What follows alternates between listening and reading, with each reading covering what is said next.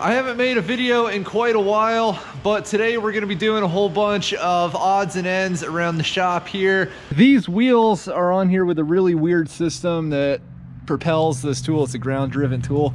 The problem is you can see these tires are not holding up very well, and every time I'm driving this thing somewhere I look behind the tractor and it's going the wheels are. And actually this wheel isn't that crazy bad, but over here there's like a solid 1/8 inch plus of side-to-side action there. And it turns out there's bushings in these hubs, which I didn't know were in there, and they've probably never been replaced. They're probably the originals.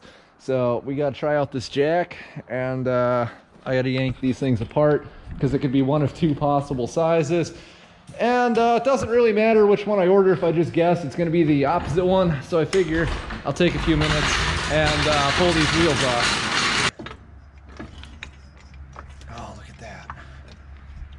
Would you just look at it? Oh, this is great. Yeah, all right, that's a better display of that wear.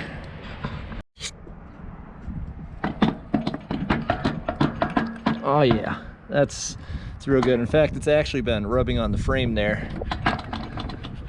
Okay, let's yank this apart.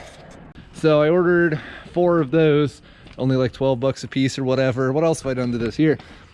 These rakes, these hay rakes, used to have a square tube jack that goes down in that hole. It was really jankety, and even when it was folded up, you still had this thing that hung below the tongue on this, and it would catch the hay as you were raking it. So I decided I was going to replace that with one of these, which is one of my favorite mods to farm equipment. You can get these jacks that attach with a pin, so that way when you're actually using the machine, you take it off of this, and we set it up on this, and it's out of the way, and then I put the pin in there. But yeah, now there's nothing that's going to catch under there, and this is a lot better than the factory jack that this thing had. And oh yeah, this is the main reason I did this. This tool, this hay rake, has this little locking pin.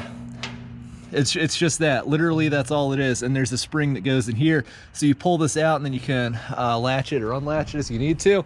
And I broke mine. For as long as I've had this rake, that one was bent, and I was always able to just kind of jiggle it and make it work in the field. But I tried to use it last week sometime, I think. Time flies. And I couldn't make it work, so I tried to bend it back and it just split in two. This little 2/3 of a U-bolt costs $51 in shipping, so probably 60, 70 bucks by the time it's actually here. It's like, man, I was like, is that even right? And I looked it up on another dealer's thing, and it seems to be. I don't know, you know, this is a good hay rake, but one of the reasons why I didn't buy John Deere stuff is everybody talked about how ungodly expensive it is to buy parts for it. But I mean, $51 for 2/3 of a U-bolt. Sheesh, man. I got this whole piece of 3/8 rod because it's the only size of anything I didn't have. And look, better functionality than this thing's had the whole time I've owned it. I put the little spring on the other side there, and I even fine-tuned it a little bit, adding some washers for optimal spring action. So yeah, really happy with how this came out. Thanks for watching.